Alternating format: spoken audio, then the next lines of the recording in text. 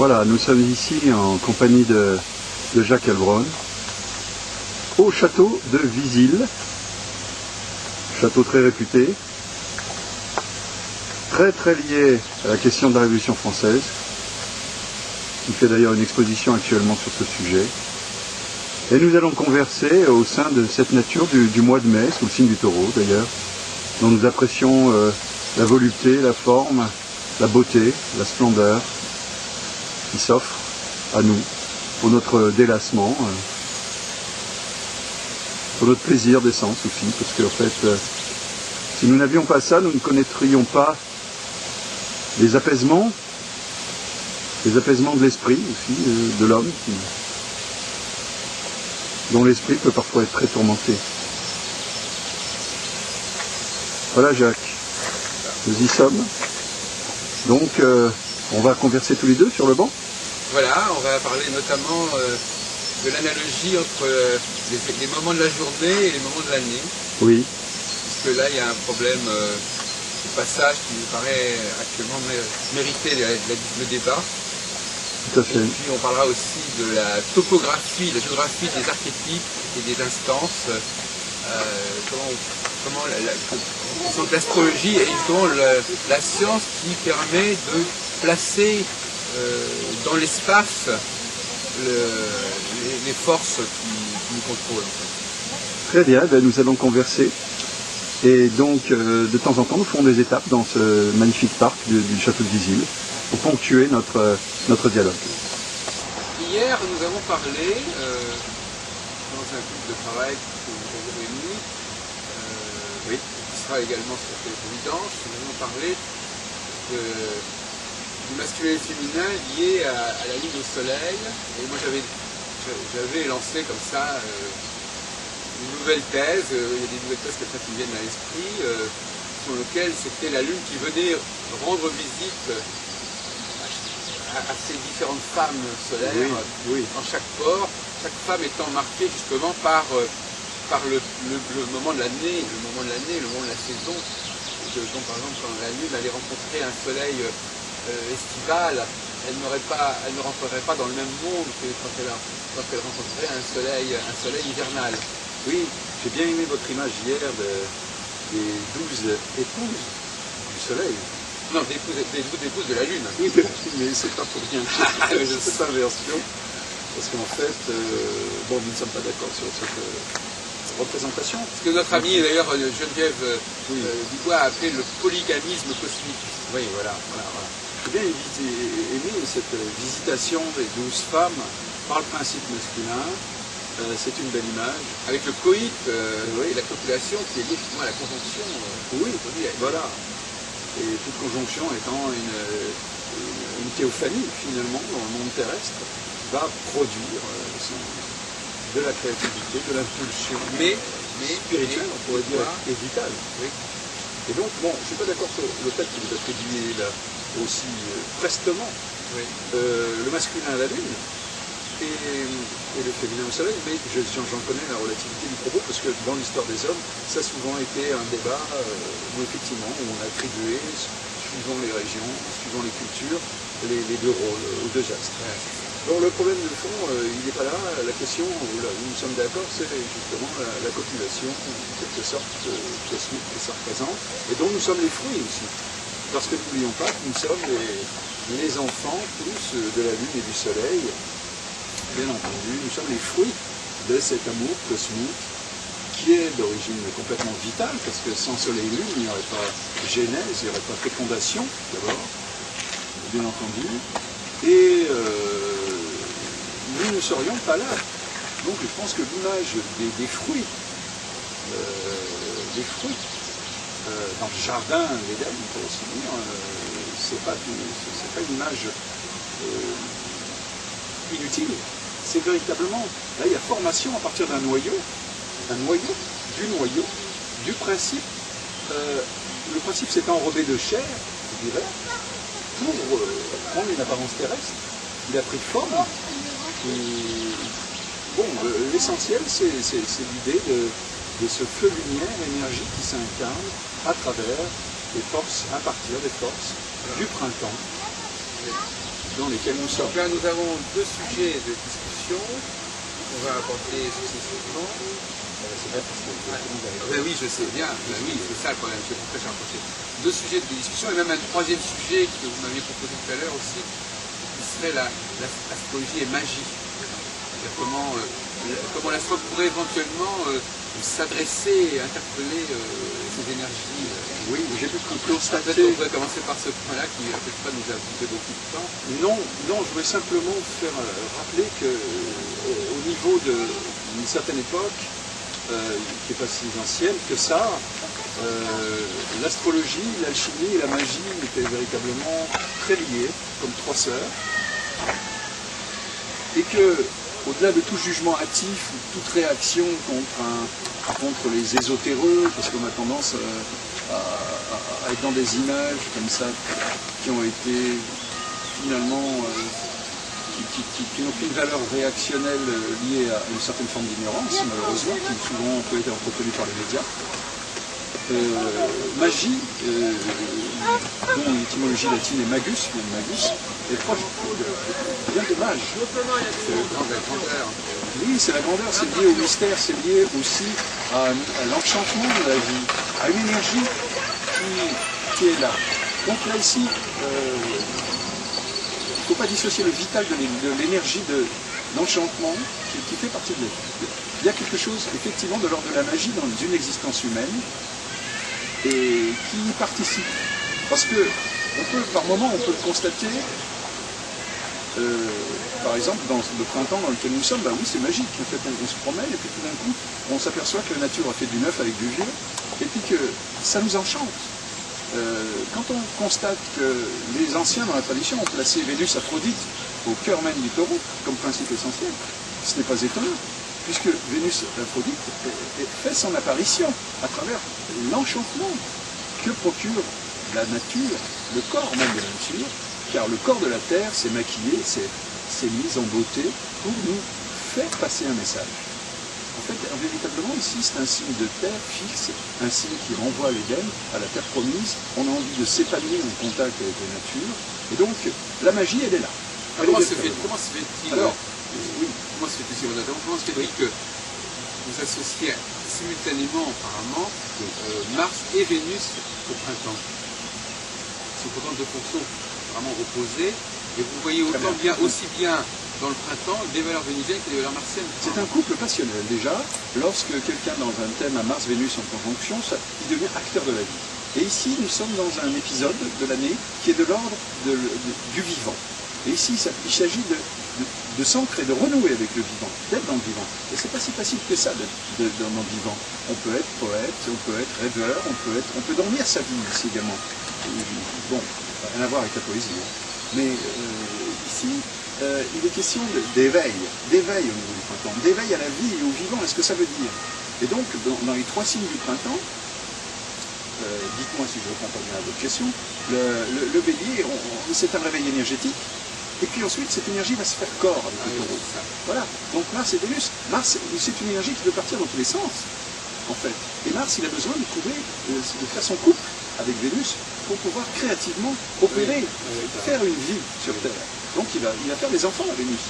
Vénus va vaincre ce Mars, c'est-à-dire le prendre. Hein, il va y avoir véritablement un couplage qui va permettre à la vie de se prolonger sur Terre. Et puis ensuite, au niveau du Gémeaux, je terminerai là, c'est au niveau de l'esprit que le vivant parle. Après l'énergie du bélier, le corps du taureau, c'est l'esprit. En fait, on va découvrir le charme de l'esprit qui visite la Terre. L'esprit est là. Les Gémeaux sont là pour découvrir l'essence de l'esprit sur Terre. Et nous sommes aussi des Gémeaux, car nous sommes tous un zodiaque à part entière.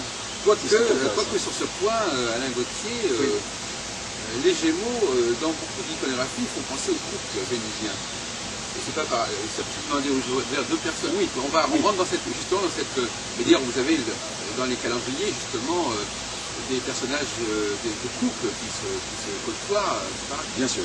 Donc, effectivement, on retrouve dans le tarot d'ailleurs. Voilà, dans l'amoureux, dans le soleil, et puis dans le soleil surtout. Et donc, par conséquent, effectivement, la dimension mercurienne des Gémeaux au niveau iconographique n'est pas si flagrante que cela. Il y a quelque chose de très vénusien et on trouve dans les images concernant Vénus souvent des personnages comme ça de couple. Oui, on les trouve ici. Mais n'oublions pas qu'on retrouve Vénus dans le signe de la balance. Le second choix. Et là, c'est le signe du couple. Oui, mais là, dans les calendriers, le temps de la rencontre du couple, c'est le mois de mai. C'est le mois de mai amoureux. C'est-à-dire que si on respecte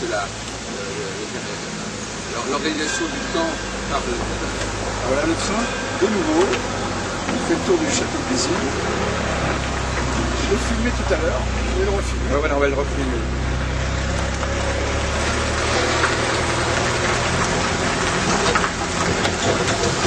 Qui a ponctué notre dialogue.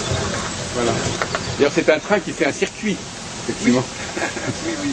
C'est pour les paresseux, mais n'empêche que... Bon. Donc un circuit, ça fait penser au cycle astrologique. Oui, c'est vrai, c'est vrai. Mais il faudrait que je... Quand même, je n'ai pas terminé ce que je voulais dire sur la magie. Je suis parti dans un sens. Voilà, c'est ça. Je voulais sur la magie. Je voulais dire que... Alors, vos invocations... Il fut un temps où l'astrologie a été poussée jusqu'au point où le symbole et cette roue cosmique qui représente le zodiaque ont été suffisamment connus et pratiqués pour que l'utilisation de ce symbole permette une sorte de reliance avec les énergies archétypales que les planètes signes représentent, et de façon à pouvoir invoquer. On est passé là à un point d'invocation. Et il faut comprendre que finalement, là, tout à l'heure, avec Jacques, on était en train de discuter du temps aussi qu'il fait, dommage qu'il n'y ait pas plus de lumière. Et je disais, bon, ben, moi j'ai presque envie de demander à Zeus. Finalement, Zeus, donne-nous un coup de main, quoi. Mais c'est presque arrivé à un stade de familiarisation avec les archétypes, avec les dieux planètes. Pourquoi pas, finalement, à un moment donné, trouver naturel de s'adresser à lui. Parce que l'astrologie, c'est aussi une façon, c'est un code qui permet, c'est un code initiatique qui permet, et c'est un langage, le langage des dieux, qui permet de rentrer en relation, en reliance avec des réalités archétypales qui sont aussi des sources d'énergie. Donc, parce que sinon, si on ne parle pas d'énergie, on ne fait pas le rapport avec le vivant. Donc, à la limite, c'est pas fait pour rester purement intellectuel. Donc moi, comprenez bien, je ne passe pas mes journées à invoquer les dieux planètes, c'est pas ça le problème. Mais ils sont là. Ils sont là. Les principes archétypaux sont des essences qui accompagnent la vie d'un individu. Et donc en fait, ce sont nos instructeurs. On est dans une classe avec des instructeurs accompagnés d'instructeurs invisibles. Hein, il n'y a bien que le soleil et lune, comme disait Jacques tout à l'heure, qui se voient, qui sont tangibles et perceptibles. Mais les autres, non. On ne voit pas comme ça quand on se promène Saturne, Uranus, Neptune, Pluton.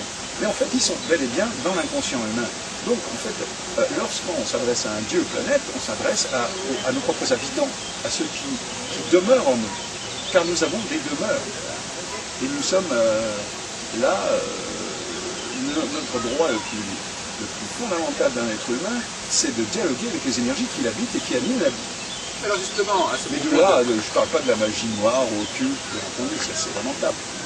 C'est le propre de l'homme que de vouloir parfois, au niveau de l'ombre, tomber dans des manipulations. C'est pas du tout à ce niveau-là. Oui, la vie est magique, fondamentalement. En vous écoutant, il me vient une idée, une nouvelle, c'est donc cette espèce de préoccupation de la localisation des choses, des archétypes. Oui. Je m'aperçois que pour l'astrologue, moi j'ai un petit peu une approche un peu distanciée, j'ai l'impression que je pourrais dire que l'astrologue, c'est celui qui veut... Bon, parce que les archétypes ne sont pas le monopole de l'astrologie. Non, mais en revanche, ce qui préoccupe l'astrologue, c'est localiser des supports, des vecteurs. Et je vois deux supports vecteurs qui sont mis en avant par l'astrologie. C'est d'une part un support cosmique et d'autre part un support humain. Oui. Un support cosmique, c'est-à-dire qu'ils vont dire, voilà, c'est dans tel endroit du zodiaque, du ciel, c'est sur telle planète. Et puis un support humain, ils vont dire cette personne-là, elle incarne telle planète ou elle incarne tel signe. Donc c'est cette double processus de topographique, de placer quelque part ces instances. J'ai tenté de réunir ça, ces deux plans tout à l'heure, dans l'image du fruit. En fin de compte, on peut se demander, mais le fruit n'est-il pas le support qui permet au noyau de faire le lien avec le plan terrestre? Oui. En fait, le noyau, c'est presque quasiment camouflé, rendu invisible par la chair qui l'enrobe. Oui. Et nous aussi, on est habité par les esprits. Quoi. On a un noyau, nous également. Oui. La chair est là pour montrer une forme. Squelette, oui, mais il y a la chair et le...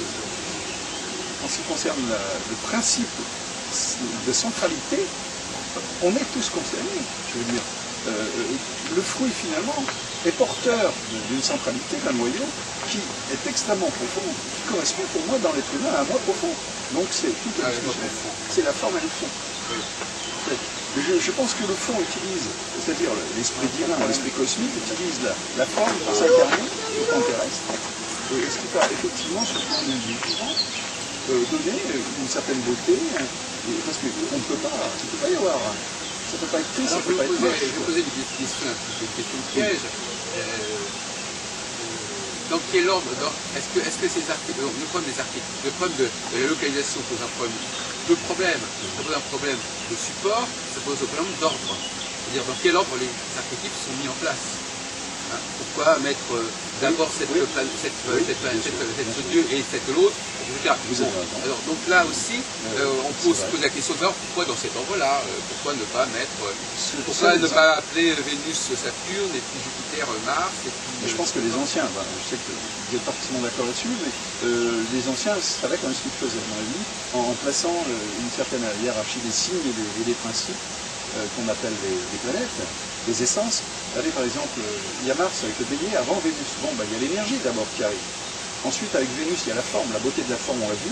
Ensuite, il y a Mercure qui représente, une fois que la forme de la fleur s'est affirmée, s'est incarnée, eh bien la fleur va s'ouvrir, va vivre une inflorescence, et dont il va émaner un parfum. Ben, chez l'homme, c'est pareil. L'inflorescence, c'est ouvrir la petite tête. Et ben, l'homme aussi, pour son évolution, ouvre sa petite tête, et il émane de lui le subtil de l'esprit et des pensées. Ensuite, il y a une continuité, si vous voulez, parce que le Gémeaux, lié à Mercure, c'est la pollinisation. Et après, au Cancer, on arrive à la Lune, qui est, le Cancer est un signe de fécondation. Il y a toute une... Moi, je prends toujours comme base la nature dans son principe. Et au niveau de la nature, Bélier, germination, Taureau, croissance, Gémeaux, pollinisation, Cancer, fécondation, ensuite Lion, fructification, ensuite, eh bien, après le mûrir du fruit vient le mourir de la chair en vierge. Et là, ça va être la dissémination du noyau. Et ensuite, en balance, ça va être l'ensemencement, parce qu'on commence le grand voyage sous terre, justement, de l'automne et de l'hiver, qui va faire réapparaître la vie après une mort. Voilà, donc il y a là, on rencontre Saturne dans la balance comme deuxième maître, en exaltation avec Vénus une seconde fois, parce qu'en fait, Saturne là renvoie, elle est déjà présente en tant qu'ordre cosmique, déjà intériorisé. D'ailleurs, en vous écoutant, on a l'impression que les équinoxes, ce sont les portes. Voilà. Ce sont des portes qui permettent d'entrer dans une autre saison. Je suis d'accord. Mais dans une autre saison qui n'est pas l'automne, mais qui est l'hiver, en fait. C'est, comme vous dites vous-même, effectivement, il y a la balance, voilà, c'est ça. Voilà, c'est ça. Donc le printemps serait la porte qui ouvre à 6 mois estivaux, et la balance serait la porte.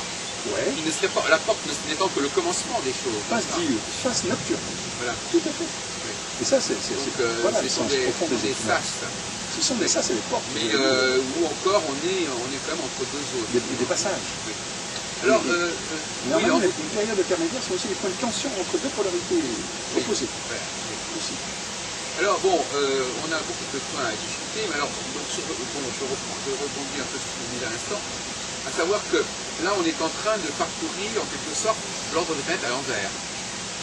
On passe de Mars à Vénus, de Vénus à Mercure. Oui. C'est des vitesses des planètes de plus en plus rapides, en fait. De plus en passant. Enfin, plus en plus rapide, en tout cas plus proche du Soleil. On a commencé par les rapides. Voilà.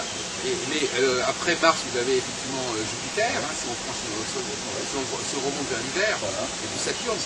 Et la question, c'est que, comme vous savez, vous allez nous en venir, c'est qu'effectivement, la planète Mars, est-ce que c'est une planète qui appartient au monde jupitero-saturnien ou au monde verturo-vénusien du point de vue astronomique? On a tout de même à accompagner Pluton, Non, mais je veux dire au point de vue astronomique. Oui. Au point de vue astronomique par rapport à la Terre, il n'est plus du même côté que Vénus et Mercure. Il est de l'autre côté de l'axe. Si la Terre est un axe de symétrie, un axe de séparation, Il est du côté des planètes extérieures, comme Jupiter et Saturne. Il y a des planètes qui sont plus rapides, qui sont plus lentes que l'année. Oui. Alors que Vénus et Mercure sont des planètes qui sont annuelles. Comme le Soleil d'ailleurs. Oui. Mais si je me souviens bien, Mars est quand même après une ceinture d'astéroïdes comme sur la Terre. Il est séparé de Jupiter par une ceinture d'astéroïdes. Oui, mais enfin, ça c'est encore une autre question, qui n'était pas connue avant le 19e siècle. Oui. La question des... Ce que je m'efforce de comprendre, au-delà de la réalité astronomique de Mars, sa localisation, comme je dis, c'est son utilité dans l'homme. Mars ici est accompagné de Pluton, dieu des enfers dans le Scorpion. Donc on continue notre voyage. Et donc, ici, il y a un travail en profondeur qui s'effectue, de l'ordre de l'inconscient et de l'ordre de la fermentation, et pour faire mourir, finalement, ce qui en nous était encore de l'ordre de l'écorce, pour permettre à cette vie nouvelle de la semence de pouvoir porter ses fruits. Là, vous défendez la tradition astronomique contemporaine, telle qu'elle s'est constituée. On apparaît être comme un acteur de régénération. Un acteur de régénération, c'est pas celui du bélier. Il va dans le monde et il va conquérir le monde extérieur. Ici, c'est le monde intérieur dont il est question.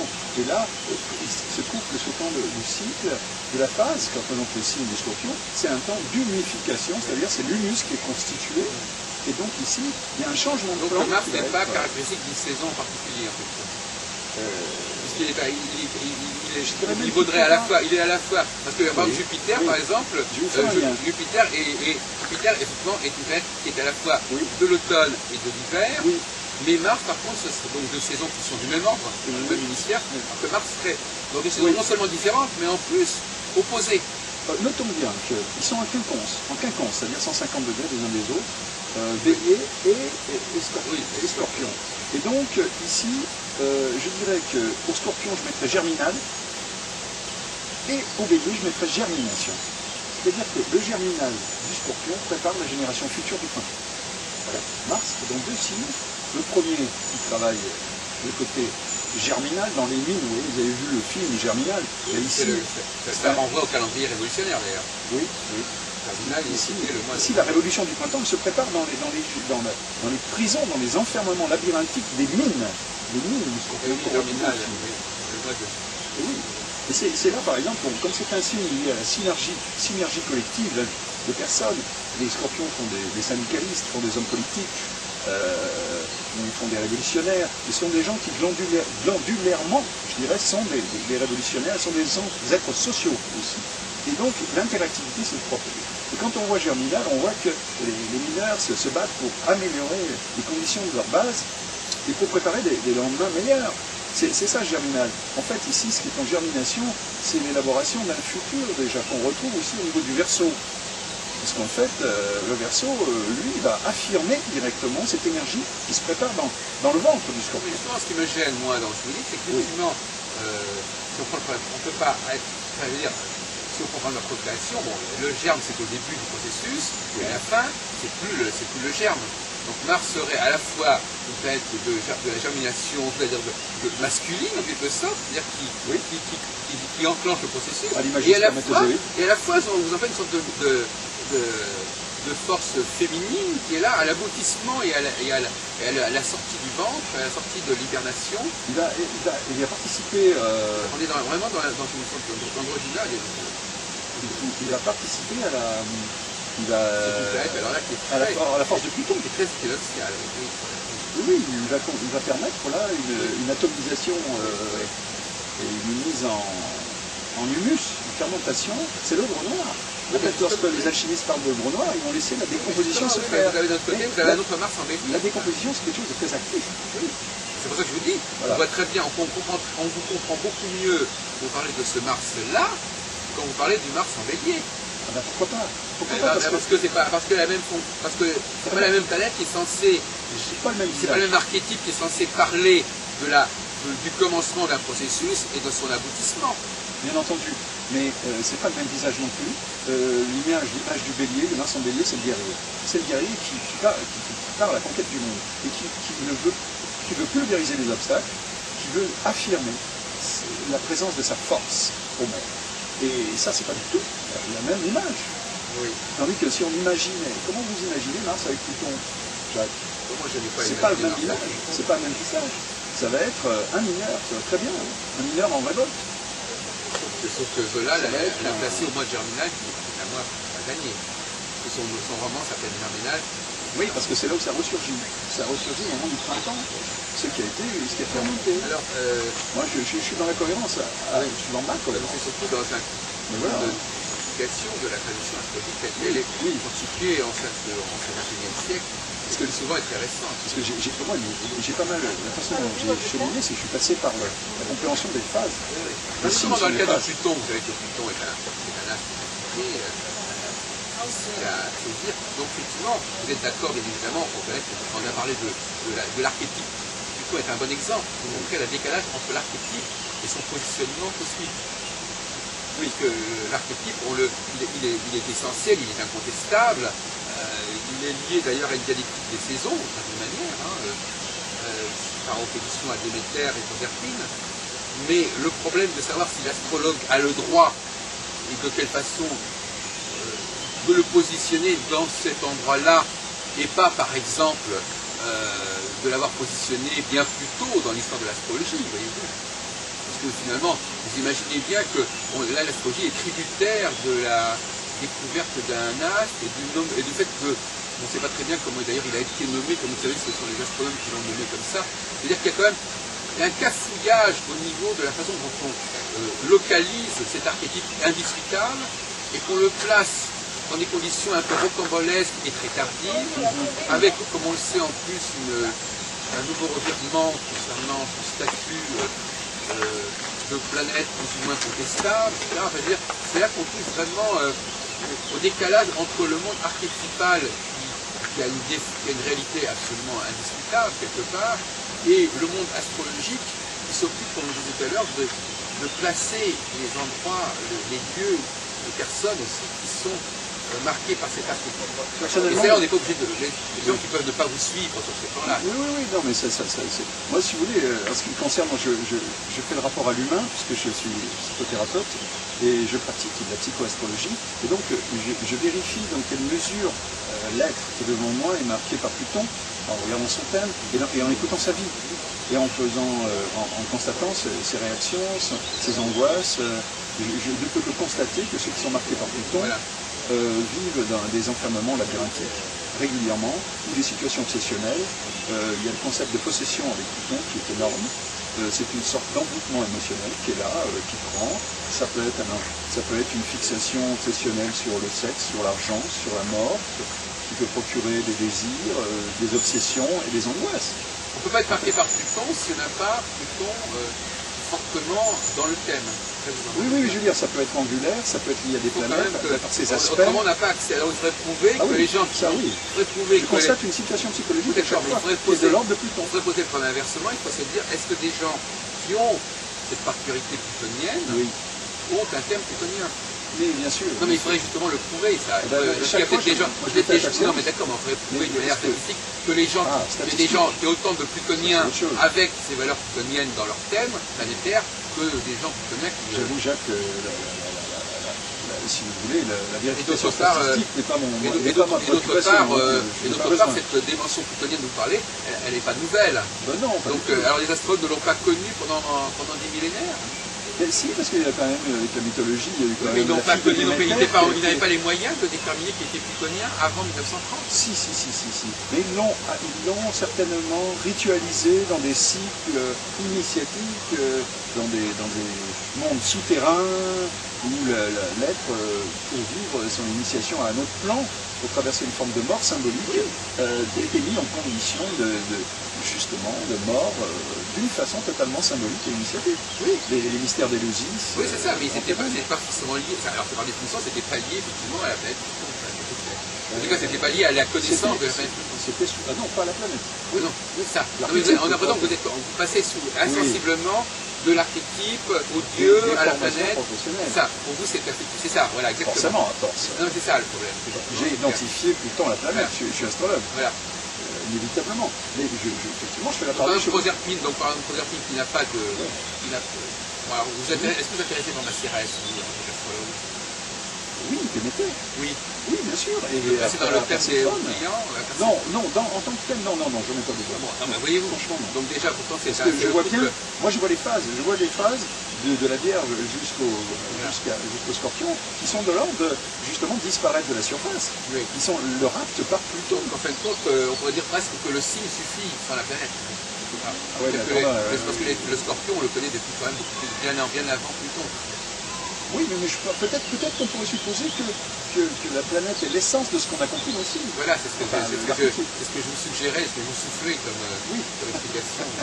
C'est sûr qu'à force d'observer l'unification à chaque fois qu'on est dans le Scorpion, sur le plan des saisons, les variations saisonnières, oui, on est arrivé à concevoir un principe essentiel qui va représenter ce principe-là. De toute façon, il est certain que... C'est l'élaboration de l'homme. Il est certain que le processus Pluton-Neptune, il est lié à un cycle saisonnier qui est beaucoup plus ancien et beaucoup plus présent que la question de la planète Pluton. C'est clair et net. Oui, et alors donc peut-être on peut envisager que l'homme a créé Pluton, a imaginé Pluton dans un but de renforcer les insignifiés, de concevoir l'insignifié, c'est une puissance principielle. Absolument. Le problème n'est pas là. Le problème, c'est pas sur ce point de Pluton. Le problème, c'est de le positionner sur cette planète-là. On pourrait dire presque à la limite que la planète est le précipité du signe. Oui. Mais ça crée des contraintes compliquées, parce qu'effectivement, bon... oui, mais c'est pas vous, Jacques, dire le contraire au niveau du besoin de l'homme d'élaborer quand même quelque chose de l'ordre de la pensée qui soit plus essentiel. L'homme a élaboré quelque chose de principiel, et après, bon, il va s'identifier à ce qu'il a créé, ça va devenir un personnage mythique. Oui. Mais en même temps, c'est pas un bien utile. Oui. C'est un bien utile, parce que c'est quand même étonnant quand même d'arriver à voir sur un thème que la position de Pluton en natal ou autrement compte énormément, quoi. C'est pas une idée sans chair. C'est la pratique. C'est la position, l'astrologue à qui je parle raconte la même chose. Si vous voulez l'entendre, ça peut être démontré in vivo. Oui, d'accord. En fait, c'était un argument qui n'est... Je vous signale que le ciel se dégage et puis j'ai fait le... Eh ben oui, voilà. Vous n'avez pas qui est Pluton, là, c'était ça. Non. Alors, une autre thèse, c'est vrai qu'effectivement, on a parlé... avant cette réunion, là, des fameuses dialectiques équinoxe, comment on appelle ça? Ah bah oui, je sais pas bête, ça. On se déplace un peu pour... Voilà. On va bouger un peu. Donc on va continuer, parlant de la question, on va continuer en parlant de la question des équinoxes et des solstices, dans le rapport que j'ai indiqué au début de notre entretien, avec la prise de conscience au niveau analogique entre le lever et le coucher du soleil, le midi et le minuit, parce que là il y a une autre perception des choses qui peut éclairer et qui peut recycler. Tout à fait. Donc on continue à se promener dans le parc de la Visile, près de Grenoble, et comme je le disais il y a quelques instants, j'aurais voulu aborder deux nouvelles questions en fin de compte. Première question, effectivement, ce passage de ce que je peux observer au niveau quotidien dans le mouvement des astres, la rotation de la Terre en quelque sorte, et puis le phénomène des révolutions au niveau de l'année. Alors, j'avais lancé une nouvelle thèse que j'avais tout à l'heure soumis à Alain Gauthier, à savoir que l'axe horizontal, qui est visiblement en analogie avec l'axe équinoxial. Oui. Peut-être se poser quand même. Bon. D'accord. Que l'axe équinoxial. Oui, c'est ça, c'est le problème. Que l'axe équinoxial, l'axe horizontal n'est pas vécu exactement de la même manière que l'axe équinoxial. Voilà. C'est-à-dire qu'effectivement. Ah, il y a un couple, encore mieux. Ils sont deux. C'est fermé là, non? Ah non, je vais pousser. D'accord. C'est lourd.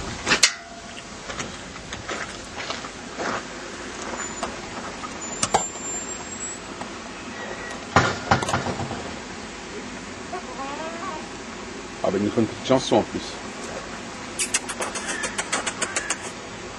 C'est pas sauvage, hein.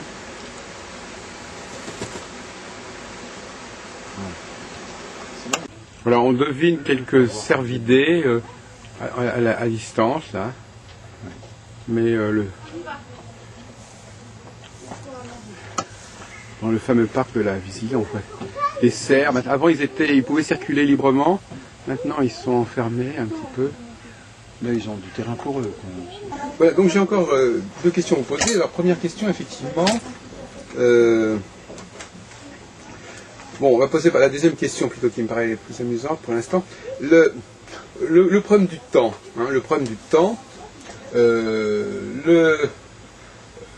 Nous sommes dans la nature. Nous sommes dans la nature. Là, bon, quand on est tout seul dans la nature, on n'a pas de rendez-vous à fixer. Donc, finalement, on a effectivement un temps qui nous est personnel. On peut imaginer par exemple un paysan qui va faire les choses quand il a envie de les faire. Qui n'est pas obligé de... Le temps, c'est une convention. Si je donne rendez-vous à quelqu'un, ou si je dois prendre un autobus, eh bien, il faut que je fasse les choses en temps voulu. Par contre, si je n'ai ni autobus à prendre, ni personne à rencontrer à un certain moment, encore on dit, ah ben, je passerai te voir. Je passerai... tu m'attends, je passerai te voir, mais je ne te fixe pas à l'avance un temps. Vous parlez de la dualité temps social et temps naturel. Voilà, c'est ça. Et alors, la question... Alors, et surtout le temps astrologique. Alors effectivement, l'astrologue, face à cette problématique que j'appellerais anthropochronologique, c'est-à-dire effectivement, l'astrologie nous parle du temps, mais il n'y a pas que l'astrologie qui a le monopole du temps. Vous, par exemple, j'ai l'impression que vous nous parlez d'un être humain qui a en quelque sorte tout son temps, c'est-à-dire qui vivrait en dehors des... Enfin, en tout cas, vous ne pourriez pas gérer ou prendre en compte astrologiquement son temps social. Vous ne pourriez prendre en considération que son temps. Pourquoi vous dites ça, oui. Mais parce que le temps qui se ressort du thème astral, du transit, bah, c'est le temps de cette personne-là. C'est pas le temps de la personne d'à côté. D'accord. Alors que nous savons très bien que dans la vie réelle, nous avons des temps partagés. Donc l'astrologie, est-ce qu'elle nous parle du temps partagé ou est-ce qu'elle nous parle du temps complètement personnel? L'un et l'autre, inévitablement, me semble-t-il.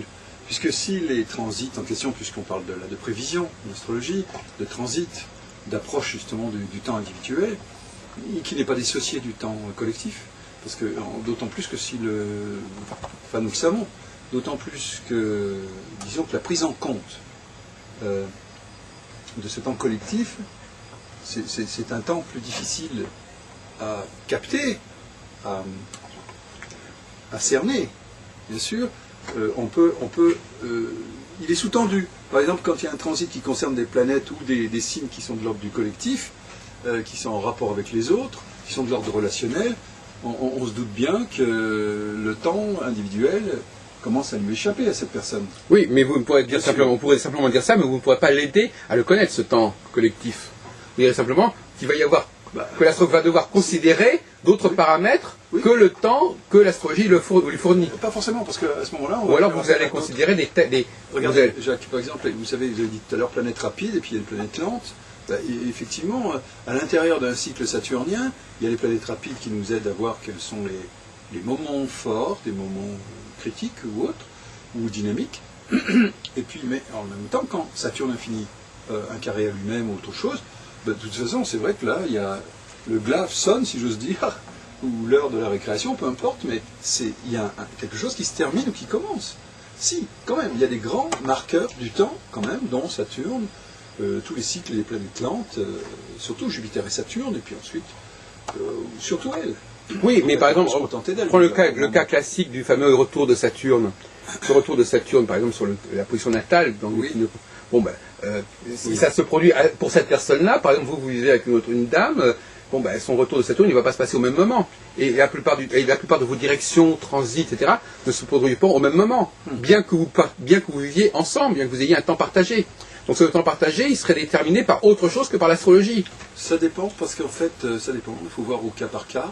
En ce qui me concerne, avec Patricia, ma femme, nous avons à peu près sensiblement les mêmes secteurs, les mêmes maisons. Ah, bah oui, mais ça, c'est une chance. Oui, non, mais c'est peut-être pas un hasard non plus. Oui. Donc, c'est le temps de la vie qui a permis d'abord cette rencontre et ensuite peut-être une association au niveau de la temporalité. Oui, bien sûr. Donc, en fait, le temps social est limité. Enfin, l'impact du temps social est limité parce qu'il y a aussi un temps qui décide de nous. C'est comme un chirurgien, par exemple, qui au lieu de... Un obstétricien qui, au lieu d'aller aider une femme, une de ses clientes pour accoucher, va faire une partie de tennis à ce moment-là. Bon, on pourrait dire, mais là, il a péché au niveau du temps social. Mais en même temps, finalement, est-ce que cette partie de tennis qu'il a prévue à ce moment-là ne fait pas partie d'un plan plus grand? Ah ben oui. Mais justement, est-ce que l'astrologie n'aurait pas aussi des prétentions légitimes, notamment par l'astrologie mondiale, à parler aussi de ce temps qui se surimpose au temps individuel? Oui, si, ben, manifestement. Non, mais c'est un sujet très, très, très, très intéressant. Il y a interférence, inévitablement, il y a des relations intercycles, mais en même temps, moi je me fie, en tant que ce que je suis, c'est-à-dire psychoastrologue, qui pratique énormément depuis 35 ans, bon, je peux dire que je palpe le pouls psychologique de la personne, et en même temps, j'aborde le temps, surtout grâce aux planètes lentes et lourdes, et transsaturniennes, en termes de processus. C'est-à-dire en termes de processus psychologique. En fait, j'ai presque envie de fonder un terme qui serait la processologie. Oui. Parce qu'en fin de compte, moi, ce qui marque le temps, c'est l'évolution psychologique de la personne. Hein, ce sont les temps de transmutation, de changement, d'ouverture des états, comme vous voulez. Mais en attendant, par exemple, une conjonction d'une planète lourde sur un soleil, ou peu importe sur un luminaire ou autre, mais ça ne démarre pas à droit degré, pour moi, sur un plan psychologique, seulement l'orbe admise pour la conjonction. Mais non, ça démarre déjà depuis l'entrée en signe de cette planète lourde. Et il se met en place une sorte de processus progressif de l'ordre d'une élaboration interne. Et il y a même des événements qui peuvent s'y fixer. Tout se prête, comme le lit d'une rivière, à la rencontre psychique et événementielle de la personne avec ce que représente cette conjonction. Donc vraiment, pour moi, le temps, c'est de l'ordre processologique. Parce qu'en fin de compte, c'est les transits, l'activation des planètes psychiques, des planètes sur les individus, est vraiment quelque chose de l'ordre du processus. Et on n'attend pas franchement une question de degré pour que ça se déclare. Loin de là, c'est un travail qui se fait en profondeur, et on s'en aperçoit à la surface qu'une fois déjà l'élaboration accomplie. Ça devient manifeste à un certain stade, mais de là à dire qu'il ne se passe rien auparavant, alors là, moi non, parce que travaillant en profondeur et tâtant le pouls, si j'ose dire, de ce processus, je m'aperçois bien que la personne va faire des rêves qui sont différents, qu'elle va avoir des impressions différentes, des états d'esprit différents, et puis que je peux, dont je retrouve la couleur au niveau symbolique par rapport à la planète en question. Ça s'entend, ça se voit, ça se colore. D'accord. Donc par exemple, prenons l'exemple des élections. Est-ce que la date des élections relève de l'astrologie ou elle vient interférer ou en interaction avec l'astrologie? Alors là, effectivement, c'est une bonne question, parce que c'est comme les heures d'été. C'est le même principe, justement, de la question des heures d'été. D'ailleurs, je ne compte plus le nombre de personnes qui souffrent de ce décalage. C'est carrément quelque chose de l'ordre du décalage conscient et volontaire qui est opéré par le pouvoir en place à chaque fois. Et je pense que c'est vraiment là une autre temporalité, effectivement, de l'ordre de la politique et du social. Nous, on arrive à cette idée que l'astrologue ne peut pas ignorer ces temporalités autres. Si par exemple la personne elle doit partir en vacances, bon, elle le fera à une certaine date qui est déterminée par exemple par son travail et par sa famille, par les vacances scolaires. Il y a des tas de temporalités qui vont se conjuguer avec celles qui seraient propres à l'astrologie, dans le cadre d'une anthropochronologie, justement. Oui, tout à fait, d'accord. Et il ne peut pas les ignorer, parce que s'il les ignore, il va fausser sa prévision, quelque part, ou en tout cas, il ne va pas pouvoir l'articuler correctement. Bien sûr. Non, mais ça. Alors, c'est intéressant, parce qu'en fait, ça montre un décalage entre l'homme et la chronobiologie, déjà naturelle, on peut dire, du cycle. Et ça, c'est un problème qui est vraiment relatif un décalage fondamental chez l'homme de l'ordre de la chute. On retrouve ça dans toutes les religions et les traditions. L'homme a chuté, c'est un an chuté. Il y a un décalage. Il y a une nostalgie de l'Éden. On a perdu le contact avec le primordial. Donc ce décalage ne fait que s'accentuer. Et rien d'étonnant à ce qu'arrivé à un moment donné, il y a une espèce de mécanisme de perversion qui fait qu'il soit élaboré, quoi.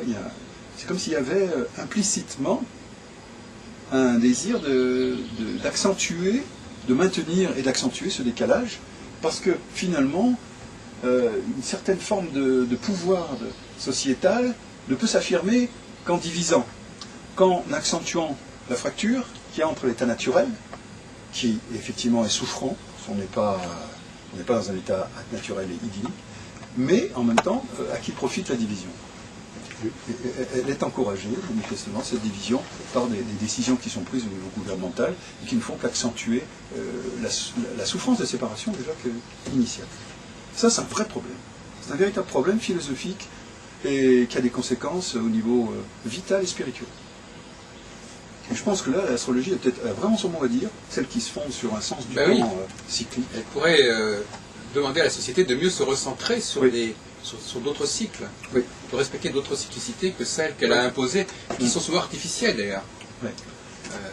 Bon, mais il y a des cyclicités qui sont quand même liées, alors pour faire un peu la jonction, qui sont liées aussi aux heures de la journée. Je veux dire qu'il y a des choses, à certaines saisons, on fait certaines choses, à certaines... Non, je veux dire, un cycle saisonnier... On est dans l'ombre. Non, je pense pas. Non. Un cycle saisonnier qui est... parce que même les cycles saisonniers, par exemple, regardez Alain Gauthier, même le cycle saisonnier, même le cycle diurne, c'est un cycle qui est collectif. C'est-à-dire qu'il y a des choses qui se font à certaines saisons. Il y a les moissons qui sont à certaines saisons. On va se retrouver à certains moments à faire certains axes. Il y a des activités qui se font à certaines heures pour déjeuner, pour dîner, pour dormir. Donc tout ça, c'est aussi une chronologie qui est également d'ailleurs intéressant pour l'astrologue, qui s'intéresse également aux saisons et au mouvement diurne. Mais là, c'est un mouvement diurne et des saisons qui sont de l'ordre du collectif. Que vous parlez l'astrologie souvent parle de ces processus saisonniers et diurnes, mais sous l'angle de l'individuel. Ce qui est un paradoxe. Parce que justement, ces processus-là, ces processus des saisons et diurnes, sont très lourds au niveau du temps collectif. Oui. Et donc, avant même des messages au niveau individuel, on est processus de contrainte de temporalité collective. Ah oui, parce qu'il s'est surajouté des coutumes, des us, Voilà. Donc là, je découvre un paradoxe supplémentaire, c'est que l'astrologie se nourrit, s'appuie sur quelque chose qui justement ce qui nous relie le plus au collectif, c'est-à-dire toutes les activités qu'on vit dans la journée, les horaires d'ouverture, des banques, de je sais pas quoi, la télévision, les horaires, les choses qu'on peut faire à telle saison, à pas telle autre. Ça, c'est quelque chose qui nous rapproche des autres, qui nous individualise pas. Ça nous individualise pas du tout. Au contraire, c'est des choses qui nous font partager des choses ensemble. Bon, bien sûr. Mais cependant, fondamentalement, l'individu ne reste-t-il pas libre de cela? Ne doit-il pas le rester? Bon. Est-ce qu'il n'y a pas une résistance? Vous êtes très individualiste en fait. Non, mais c'est important, c'est comme la question du libre arbitre. Si moi je me laisse manger mon espace psychique, toute forme d'instances qui me sont précieuses, à ce moment-là, c'est intéressant je ne suis plus rien. Cette dualité entre individualité et libre arbitre. Comme si parfois, on se demande si parfois quand les gens parlent de liberté, ils ne revendiquent pas d'abord leur individualité. Oui. J'ai l'impression que c'est une façon de parler, quelque part. Oui. En réalité, je m'aperçois maintenant que c'est codé comme ça. Quelqu'un qui parle de son libre arbitre, il parle en fait de son libre arbitre individuel par rapport au collectif. Comme s'il voulait préserver son libre arbitre, pas en renforçant son individualité. Oui, mais c'est peut-être plutôt l'individualité qui est voulue, et dont le libre arbitre serait la conséquence. Bon, on pourrait discuter de ça. Ouais. Mais pour rester au niveau de la journée, parce que j'avais promis que nous parlerions de cette question-là, à savoir la prise de conscience. Peut-être changer de lumière. Oui, d'accord. Et Alain Gauthier, cette fameuse question de l'analogie entre le monde diurne et le monde annuel, et par conséquent, il y a des analogies, mais il y a des différences aussi. Donc, la différence, c'est qu'apparemment, le lever et le coucher du soleil sont quelque chose de très fortement perçu, très concrètement et quotidiennement. Donc on ne peut pas imaginer que l'humanité ait pu échapper à cette question du lever et du coucher du soleil. À la limite, c'est presque plus fortement perçu que la question du midi, vertical, etc. La verticalité, je ne sais pas, c'est le temps d'apothéose de la Lune. Voilà. Bon. Donc c'est quelque chose que je disais tout à l'heure, en aparté, je disais que la journée nous invite à prendre conscience de l'horizontalité des choses, et que l'année, le cycle annuel, nous grandit surtout la question de la verticalité, faisant bien entendu des équinoxes une entrée dans ces deux mondes. Donc effectivement, on peut se demander si cette astrologie quaternaire que nous utilisons aujourd'hui n'est pas la synthèse de ces deux approches, l'horizontalité de la journée et la verticalité de l'année. C'est fort probable. C'est fort probable. Bon, je pense que vous défendez la thèse des 24 heures qui ont initialisé l'approche finalement, qui ont rendu perceptible le quaternaire de l'année. Bon, ça se défend. Mais il est évident que le lever, le coucher du soleil, déjà, ça a été quelque chose d'énorme. Enfin, c'est indéniable, et ça a toujours été... il y a aussi la symbolique de l'Orient et de l'Occident, bien entendu, qui est affairée à ça.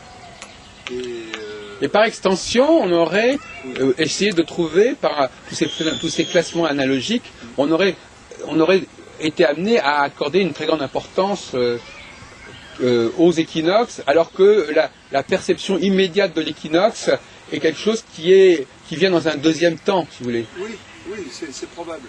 Mais n'empêche que ce sont des portes, les équinoxes, comme vous l'avez dit tout à l'heure, des points de passage extraordinaires, qui sont véritablement, soit au printemps, un retour à la vie, une possibilité de renouer avec le vivant, une résurrection, ce qui n'est quand même pas la moindre des choses. Et puis ensuite, donc, l'équinoxe d'automne, une porte pour aller vers une autre rive, vers une dimension nocturne et inconsciente et invisible, où la lumière, il y a une seconde lumière qui nous y attend. Donc il est évident que, je suis assez d'accord avec vous, parce qu'en fin de compte, je crois que la perception du lever et du coucher est d'ordre plus vital, de vitalisation du cycle, donc de l'aspect diurne, de l'hémisphère diurne, parce qu'en fait, bon, là, il s'agit de... Bon, c'est la vie qui arrive, mais en même temps,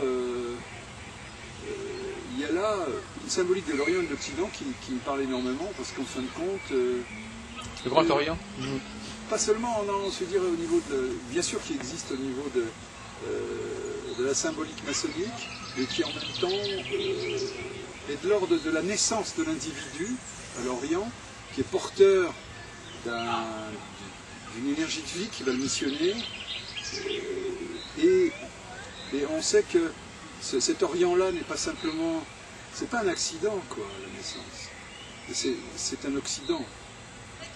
C'est un Occident dans la mesure, c'est un Occident aussi vers lequel nous allons.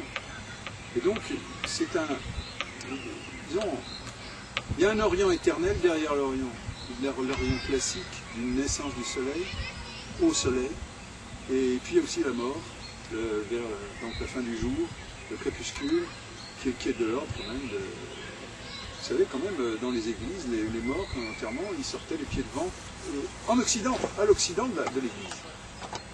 C'est quand même là un lieu de passage vers le royaume des morts, l'Occident. Et donc, les méditations crépusculaires... Le couchant. Du couchant. Le levant et le couchant. Voilà, le levant et le couchant, ça en inspire énormément. En fait. Je veux dire, là, c'est la vie et la mort. Tandis que vous parliez du midi, de la journée, et du minuit, eh bien là, je dirais qu'ici, il y a c'est plutôt de l'ordre de la verticalité pour moi, donc solsticielle, bien sûr, parce que là, il y a une descente, je veux dire, le soleil, l'esprit solaire, culmine, est en gloire, et il y a une descente de force, véritablement, en verticalité, d'un principe qui est à la fois vital et transcendant, qui est créateur, et qui va nous relier aux profondeurs de l'être, dont il faudra retrouver la lumière par la suite, au sein même des ténèbres, dont il faudra retrouver la présence même, au sein même de la matière, et de l'humus dont je parlais tout à l'heure. Mais enfin, malgré tout, votre travail il est très binaire, puisque quand vous vous intéressez... alors, on revient à un débat qu'on a eu à plusieurs reprises, c'est-à-dire qu'effectivement,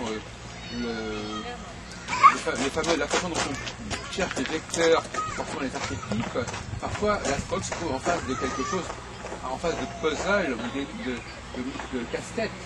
On a vu par exemple le cas de Pâques, n'est-ce pas?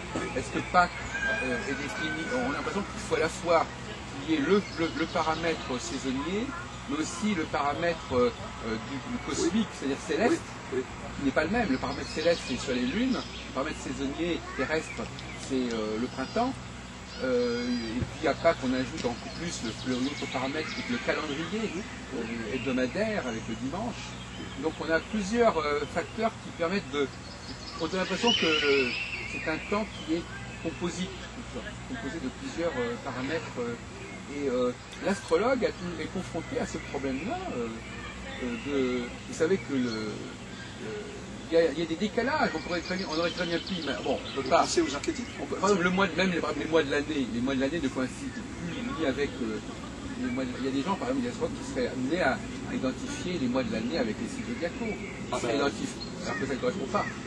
Qui seraient amenés à identifier. Vous dites ça à cause de la précession des zodiaques? Non. Non, parce que le zodiaque est d'abord, pour vous, le zodiaque c'est déjà une réalité ancrée dans le physique. Mais, oui, mais si c'est matriciel, alors la matricialité, alors elle est où? La matricialité, elle est au niveau des saisons, elle est au niveau des constellations. Bon, alors, sur Terre. Bon, donc il y a une matricialité saisonnière qui serait l'origine du zodiaque. Bon. Mais d'un autre côté, le découpage en 12 du zodiaque, lui, il se fait par transposition, apparemment, de la série des conjonctions Soleil-Lune. Donc on retombe dans le même problème de la transposition, c'est-à-dire de la même façon qu'on aurait transposé la structure horizontale de la journée en une structure équinoxiale, on aurait transposé la structure de la conjonction Soleil-Lune qui revient tous les 12 fois par an, et on l'aurait transposé on l'aurait projeté, si vous voulez, sur le plan de l'écliptique en fait. Donc ça permet une rythmicité que nous pouvons, qui s'est rajoutée à au côté duodénal du zodiaque déjà. Et il se trouve que oui. Non, le zodiaque il n'est pas par essence duodénal, il est duodénal par transposition du système semi-lunaire visiblement. Oui, mais rappelons-nous que c'est basé sur les variations saisonnières, qui ont des phases d'évolution. Oui, mais il n'y a pas. Alors les variations saisonnières, il n'y en a pas forcément 12 en soi. C'est-à-dire qu'en fin de compte, si vous voulez, en vous écoutant, j'ai l'impression en vous écoutant que la structuration du zodiaque, non pas le zodiaque lui-même, mais la structuration du zodiaque, c'est faite, à partir de la mise en évidence de la prise de conscience extrêmement ancienne, et bien non plus ancienne d'ailleurs que le zodiaque, que de l'horizon et du champ, et deuxièmement, de la prise de conscience de cette répétition des rencontres Soleil-Lune qui ponctue l'année, et tout ça aurait servi, peu importe, tout ça aurait conduit à ce qu'on appelle le zodiaque actuel. Oui, mais avec le zodiaque astrologique actuel. Sur la métamorphose de la nature, pour pouvoir... Oui, mais cette métamorphose de la nature, de la même façon que l'équinoxe n'est pas une invention, ça existe l'équinoxe, mais il existe parce qu'on a voulu, on a voulu chercher quelque chose de cet ordre-là. Et de la même façon qu'on peut effectivement diviser la nature en 12 temps, mais parce qu'on a envie de les diviser en 12 temps. Non, mais depuis le temps qu'on expérimente ce cycle, l'homme a été capable de distinguer 12 phases, 12 séquences qui nous font signe et qui sont justement les signes. Ah oui, c'est ça. Et ça n'a rien à voir avec les... Oui, enfin, avec les... Vous y sous-rajoutez... Non, je ne sous-rajoute pas, parce que pour moi c'est matriciel, je ne sous-rajoute pas. Non, mais d'accord, mais ça va très bien avec. Il se trouve qu'effectivement, tous les mois, il y a la lunaison. Les 12 lunaisons ont invité l'homme à chercher et à retrouver dans le cycle saisonnier 12 étapes. Également. Il les a trouvés jusqu'à un certain point. Bon, il y aurait eu 15 lunaisons par an, il aurait trouvé 15 temps différents. C'est-à-dire que le référentiel de départ, c'est ça qui nous amène, c'est ce qu'on appelle une grille. C'est une grille. Donc il y a une grille qui amène à diviser un certain espace en un certain nombre de séquences. Bon, si la grille comporte 20 séquences, eh bien on va en trouver 20. Si elle en comporte 7, elle en trouvera 7, etc. Là, il se trouve qu'il y a 12. Bah oui, mais... Et qui coïncide avec les 12 phases. Oui, mais c'est parce qu'on les voit comme ça, de la même façon que l'astrologue voit aussi ce qu'il veut voir. Enfin, je veux dire, je vois pas la contradiction.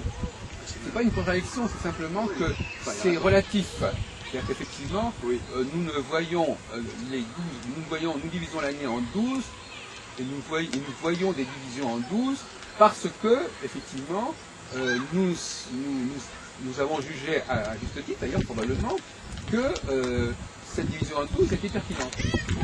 Elle est pertinente parce qu'elle est matérialisée. Elle est matérialisée. Il faut bien oublier, c'est que quand je parle de soleil et lune, c'est matériel. Quand je parle du lever de la planète, c'est matériel. C'est du signifiant. Autant que les variations saisonnières, c'est purement... non, les variations saisonnières elles sont plus... moins sensibles. Non, c'est pas la question. Quand je dis matériel, je veux dire qu'il correspond à un mouvement céleste.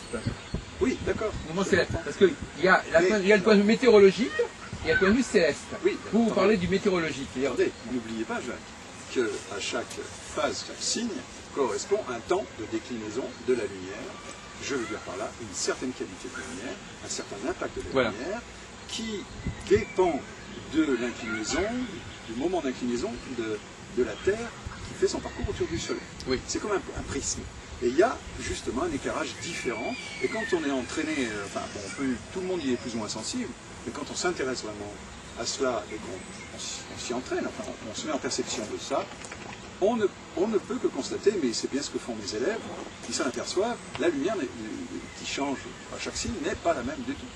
Pourtant, il y a des nuances, mais ce sont des nuances quand même fortes, et qui ont été repérées en alchimie, dans le mode opératoire alchimique aussi. Oui, non, mais il faut distinguer, disons, les choses qui nous sont... Il y a des choses qui nous frappent et qui nous agressent immédiatement, visuellement, et des choses que nous découvrons parce qu'on attire notre attention dessus, si vous voulez. Et à ce moment-là, c'est un deuxième degré. C'est au deuxième degré, je dirais. Si on se contentait de la perception purement tactile ou tangente des choses, on resterait dans un matérialisme de pensée. Parce qu'en fait, ça serait dangereux et même grave. Je veux dire, ici, l'inconscient humain existe, sa capacité de perception, qu'elle soit célesthésique ou autre, est là. Nous sommes des médiums aussi. L'homme est médium, il est médian entre la terre et le ciel, et donc ses capacités de distinguer ce message du ciel qui est continuellement donné par les phases et les signes, parce que je rappelle que les signes sont des phases, sinon on le verrait, on voit les signes comme quelque chose de statique, quelque chose qui n'est plus